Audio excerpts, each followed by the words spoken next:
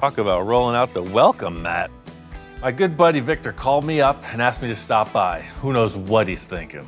To what do I owe the honor of this presentation? Bring back any memories? It's one of those moments, you know, like when you approach the pearly gates, then your life passes before your eyes. You get to see all your past decisions, and all these cars are lined up. I'm wondering what's going on. I mean, look at this. Yeah, you forget how much nonsense we've been through. 2, 4, 5, 7, 9, and that's not even all of them. It's crazy. You know, we have tunnel vision working as a team, so we just go from one to the next, you know, no hindsight. And this is a look into the past. It's like, what have we done here? Remember what we started with? I used to have doors. Remember, it's due to the diamonds. This really exemplifies why I'll do anything for Victor. He's like the ideal client, you know? He follows everything through to the finish, and he has the entire volume of work stored and ready to cruise at any time. Victor just keeps stacking them. This has been a year since we completed this car. Right. So, Time flies, you know, man. I always said, I'm done, but hey, now I'm bored. Right. And there it is, Victor's bored. It could be a signal that we're potentially entering dangerous waters. You're not thinking about changing all this up, are you? Nothing. We're done. And the reason why I have everything out, I don't want to duplicate what we've achieved already. I want to build another vehicle, and I guess the word is spectacle, right? These are cars, these are, you know, radical customs. Sure. But this is half a spectacle. I need a full spectacle. Let's go out of the box on this one. I love that idea. You know, this style car, right? It's like, that's just my jam. You know, I love the sleds and the customs. They're super cool, but I like the freak show. And I guess that's a word. I guess I say spectacle and you say freak show. Now we got to combine those. And that's what I'm looking to build, something that'll bring all this attention, but times 10. Well, you know, as your therapist, I could say that this is clearly a deepening addiction, you know, when just enough isn't enough anymore and you need something more to get your kicks. Those are some of the warning signs starting the show. Man, ever since I left Victor's, I've been ruminating, you know, like, what could I possibly do to up my game? Victor said, no holds barred. I think this is really gonna turn up the heat a little on his request. The perfect starting point. Victor wanted weird.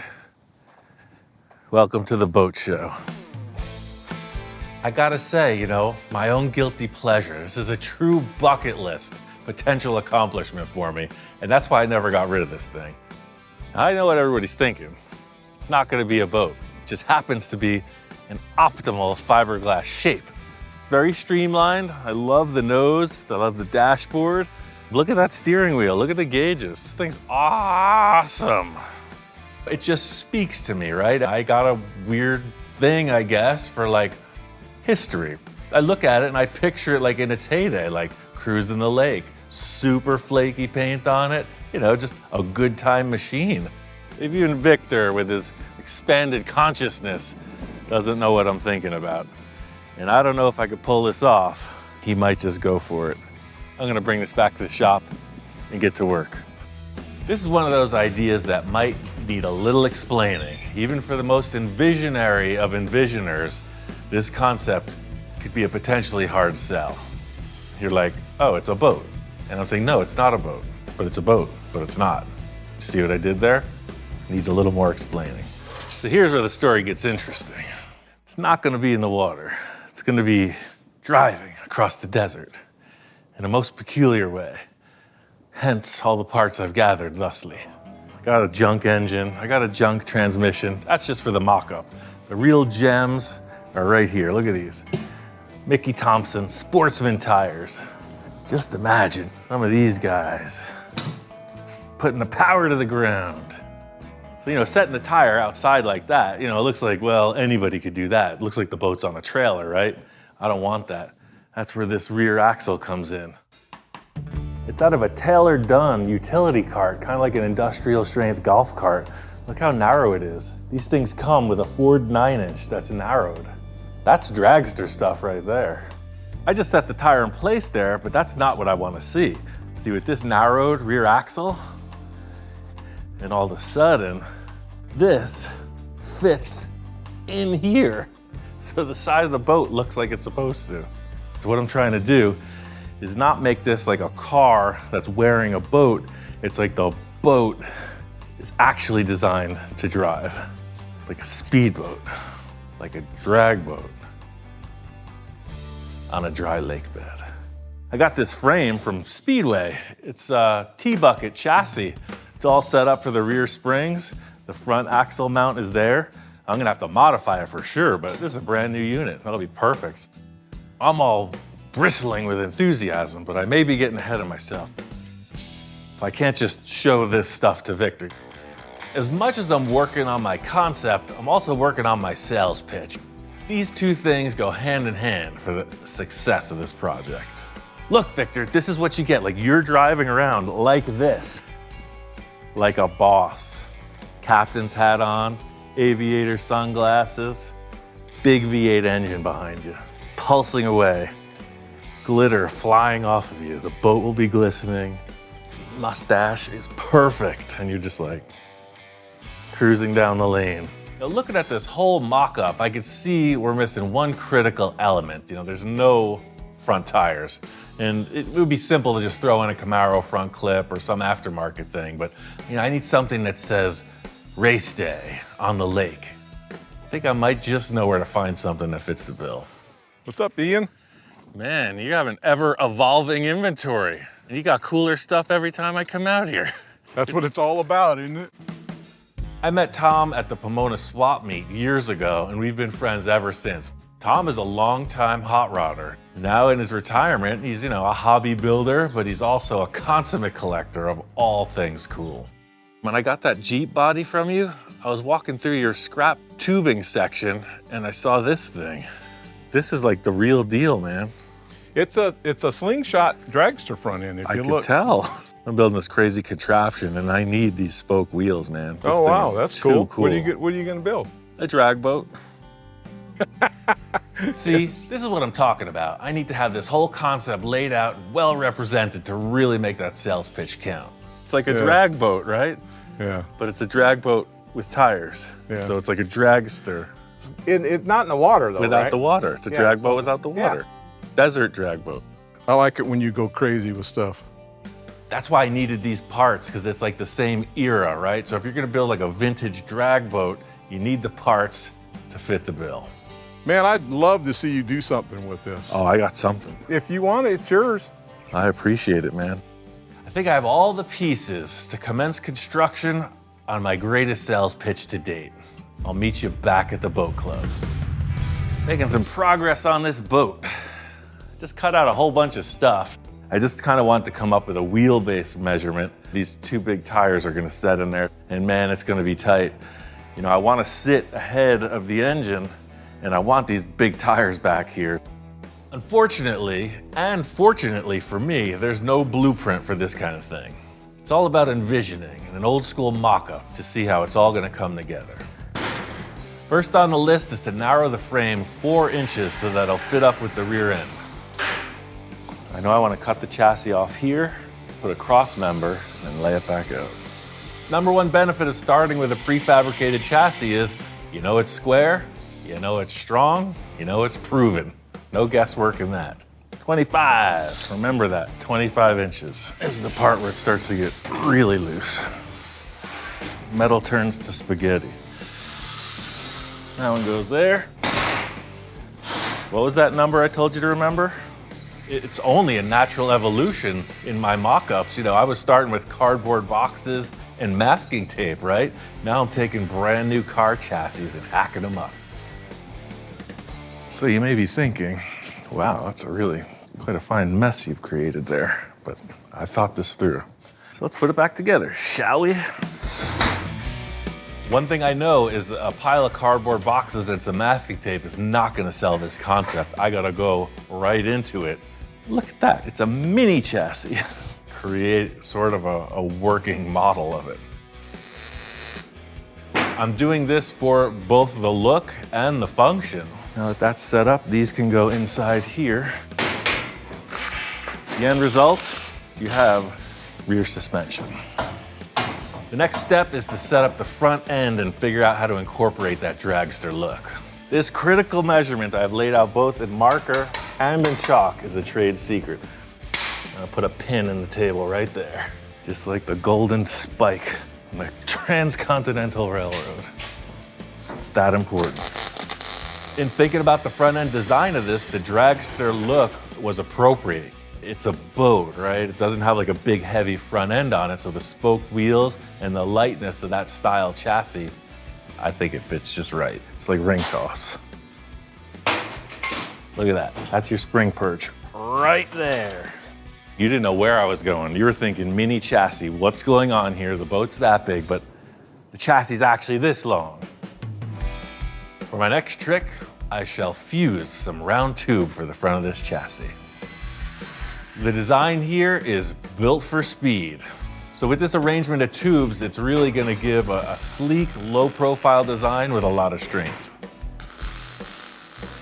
Exactly the look I was going for was that pile of trash I picked out of Tom's backyard, you know?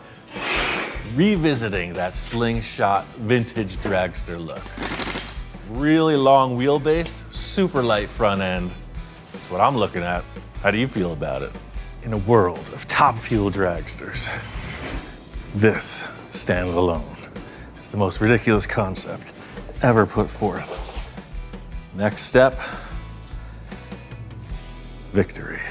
That 9-inch housing had this big unit bolted to the front of it. What you used to have was an electric motor bolted up back here. So the electric motor sat in here with another gear that turned that gear, that turned the pinion gear, that made the car go. I'm just taking the pinion gear out of that, and I'm gonna modify it with original Ford parts. They're harder and harder to come by, but I was able to scrap around to link up to that automatic transmission. Can you dig it? I love the challenge of using stuff that's not supposed to go where you want to put it. Oh yeah, it's a golf cart rear axle in there. People are like, what? Like, yeah. I think that's my problem. I'm an adrenaline junkie. I get freaked out, man, and I love the challenge of trying to get us stuff to work. All this is gonna get rebuilt for sure. It's just, look, here's a placeholder. We got 350 transmission, Chevy 350 engine. I think these valve cars are gonna sell it. Victor's gonna take one look at the chrome and the possibilities. Come on, sucker. Building a vintage dragster is one thing, but building this spectacle boat thing is a completely different accomplishment. You know, dragster's got one purpose, go that way really fast. Victor wanted a spectacle. The whole thing is, can we put a couple seats in this with the boat body on it?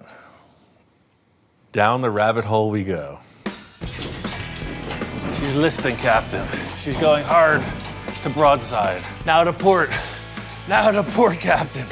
She's gonna go over. Every crazy concept comes down to one element absolutely working. Whose idea was this? And this, ladies and gentlemen, is that moment. She's heavy. She's heavy. No pressure. Just drop her down. Oh, brother. I'm into it now. I'm a troubleshooter by nature, so I'm looking at this, I'm like, it's got potential. It could work, it could work. I like the wheelbase, but always with the next challenge and the problems in the back of my mind. That darn engine is way too far forward. I tell you, there's nothing like the sound of that V8 engine ringing in your ear. I love the concept, and that's the thing. I want to sell Victor the concept, but I don't want to sell him something that I can't accomplish, so I'm looking at troubles. Position of the engine is a little bit, the fitment of the rear tires in the back of the boat, the overall stance of it. The first thing you have to think of when you look at it is, oh, that's cool. Not quite there yet. I mean, the look is there. That engine's just in the way. Looking at the back, I think I can afford to lose a little boat in the rear section. Huh. We got all kinds of room. Now, this all adds up to that moment in your teens, like when you told your parents you were cleaning your room all day and they're on the way home and you got to really follow through on the goods. Just a little more desert treasure. Haven't quite accomplished everything I need to, and El Jefe is on his way over for inspection. I'm not showing him too much, just showing him ideas. Everything in its place. Walk in with an air of elegance. I don't know, I think I got in real deep on this one. The moment is upon us. Honest Ian's used boat emporium is open for business, and we're about to make our first sale. All right, man, now I want you to close your eyes for this. I'll cover 'em. You're gonna need a clear and open mind to digest this whole thing. Don't be startled, just let your spirit soar, Victor. All right, let's see what you got here. It's been said, be careful what you wish for, because you just might get it. The man wanted a crazy spectacle. I give to you the drag boat. Ta-da! What is it? Exactly. It's not what you're thinking, and it's not what it looks like. These are the parts that I've chosen to be our new project. So far, so good. I mean, he hasn't run out of the room yet. I mean, He's not really smiling, he's not really frowning. I have no words right now. Give me a few minutes to absorb what I'm looking at now. I can't really say what I was expecting his reaction to be, because I really didn't know how I was gonna react to looking at it again either, so we're both kind of in the same boat. They said freaky. Yeah. That's like, who in their right mind would do what you just did here? You know, I heard there was a lot of mercury in the grounds here from the 20s, whatever they were doing here with the government, and it affects your mind, but shit. When you go to your favorite restaurant and you order your favorite thing from the same menu, you pretty much know what you're gonna get. Or you could order something new, use the words like crazy and freaky, and you never know what you're gonna get. Victor's a creative guy, so I see him looking at this, and I think the best course of action is for me to explain my idea. You know, this concept of a dragster that's wearing a boat body, but it's still at heart a dragster, crazy spectacle, kind of show car. Hopefully it'll get his gears turning. It's a match made in heaven. My lights are turning on. I just pictured this thing. That thing is rad. Sold. I see this blower on it. I see these wheelie bars on this one, right? That's what I was getting at. It's literally a dragster, right? I think I should get Salesman of the Year from the Drag Boat Society. Then we got to talk about body modifications. It might as well have some wings on it too, right? Hey. This thing is aerodynamic now. Maybe we'll break the sound barrier. Like many things in life, this is a delicate situation, and I'm not quite sure it's time yet to awake the enhancement monster. I just see we have to do some modifications with I think you know what I'm talking about. Anything could happen at that point. all bets are off. We're going crazy. You want to talk about a spectacle? You just opened up a whole new can of worms here, buddy. Just another day in the shop, convincing my friends to do these ridiculous projects with me. I think we're off in the right direction. Now, do you have any Alka-Seltzer? So Victor was satisfied with the crazy boat concept, but after talking with him, I wasn't fully satisfied. I needed something more. Having that V8 engine sitting up behind those front seats, it just wasn't enough. I need it back here, behind the tires. The whole thing with all these projects is it's gotta look right in the end. And I mean, that kind of stress, that angst is what makes me go further to make sure that everything falls in the way we need it. In the end, these headers are gonna need some clearance around the tires, but what kind of concept doesn't need to go full custom? All of a sudden, it's like, wait, what? Engine in the back? Exhaust coming out like a jet boat? And that leads up to the biggest question mark of the whole arrangement. Like, with the drive shaft sticking towards the front of the vehicle, how is it rear-wheel drive? And once Victor agreed to this crazy boat concept, I started doing a little research, talking to a few people, you know, found a few guys who are into the speedboats, and they're like, yeah, no, every boat that's arranged like this uses a V-drive. So it's like the power goes forward, just like it would in a car, but it's backwards. So it goes towards the front and then right back out to the propeller. My friend out near Ventura, you know, out by the sea. He's like, we got V-drives, we got boats all over the place. So he shows me this thing. Seeing this unit, it makes perfect sense. So it's in and out. And he had these cool mounting plates too, cast aluminum. They go right on the side. I'm gonna work my way from front to back to make this a rolling chassis, and the dragster steering is just about complete. This is a very traditional hot rod arrangement. You know, the drag link steering setup is what you would have on any T-bucket hot rod. It looks lightweight and cool. Perfect choice for this. It's got a body on it, but I still want to see all that raw fabrication, you know? You see all the action. You see the engine actually spinning. There's no hood on it. One of my favorite things. All right, last things last is this cool steering column and the classic 3-prong steering wheel. You know, with my eyes closed, I'm picturing myself out on the lake. I mean, out on the drag strip or at the car show. Either way, it steers. So this looks solid. I want to get the rear end in pretty much the same arrangement, you know, proof of concept. I'm gonna have to set up this V-drive and figure out how it's gonna attach to the chassis. Seeing that in place just seals the deal. Now there's plenty of room for seating. You're away from that big hot engine, and you can see already, right into the V-drive from the trans, and that lower output shaft is basically pointing at the differential. The engine, transmission, and drive line are all mounted off of these two heim joints. That's the magic of like the wheelie action. So this is all going to be one substructure. That the whole engine, trans, and drive line is all in one piece and it pivots together. The mounts on the V-drive are set up for a boat. They're a little wide, so I'm gonna cut those down, then create some steel plates that I can weld to the truss structure I already have in place. The whole concept here is engine, transmission, rear axle, and now V-drive are all of the same assembly. So this truss structure that I'm building keeps everything, you know, all the spinning mechanical parts in line and strong. I brought the boat out here and put it on the lift because I was gonna have them help me install the thing, but I guess it's up to me, as usual. Well, let's push this thing out and see how it lines up. Even though the boat body's been on there before, it's critical that it sits properly.